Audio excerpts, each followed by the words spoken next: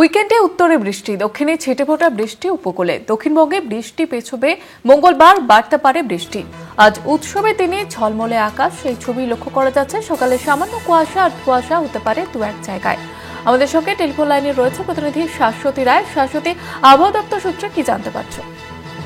দেখো, আজকে সেই অর্থে রোদ ঝলমলে আকাশ থাকলেও সকালের দিকে সামান্য কুয়াশা বা ধোঁয়াশা দেখা গেছে কিছু জেলাতে, এবং বলা যায় যে আন্দামান সাগরে একটি ঘূর্ণাবর্ত শক্তিশালী হচ্ছে এবং সেই নিম্নচাপ রূপান্তরিত হওয়ার ফলে কিন্তু আগামী কয়েকদিনের মধ্যে বৃষ্টি হওয়ার সম্ভাবনা রয়েছে।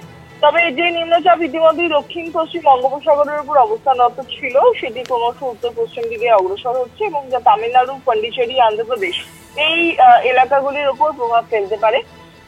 তবে এর গতি কমে যাওয়ায় রাজ্যে এর প্রভাব কোনোভাবেই পড়বে না। পশ্চিমী ঝঞ্ঝার প্রভাবেই উইকেন্ডে বৃষ্টি বাড়ার সম্ভাবনা রয়েছে উত্তরবঙ্গের বেশ কিছু জেলায়, দার্জিলিং, কালিম্পং, জলপাইগুড়ি, আলিপুরদুয়ার এবং কোচবিহার, অর্থাৎ উপরের দিকের জেলাগুলিতে বৃষ্টির সম্ভাবনা বেশি থাকবে। সোমবার এবং কোথাও কোথাও মঙ্গলবার পর্যন্ত কিন্তু বৃষ্টি জারি থাকার সম্ভাবনা জারি করছে আলিপুর আবহাওয়া দপ্তর। সেক্ষেত্রে শুক্রবার দক্ষিণ 24 পরগনাতে বৃষ্টির সম্ভাবনা রয়েছে, অর্থাৎ আগামীকাল থেকে হাওয়া বদলের সম্ভাবনা, বিশেষত উপকূলের জেলাতে বৃষ্টির তোড় বেশি থাকবে।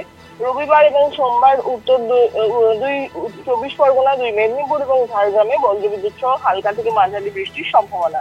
মঙ্গলবার থেকে এই বৃষ্টি কিন্তু আবারও বাড়ার ইঙ্গিত দিচ্ছে আলিপুর আবহাওয়া দপ্তর। তাই আগামী মঙ্গলবার পর্যন্ত, অর্থাৎ আগামী সপ্তাহের মঙ্গলবার পর্যন্ত বৃষ্টির যে প্রভাব তা কিন্তু বজায় থাকবে রাজ্যে।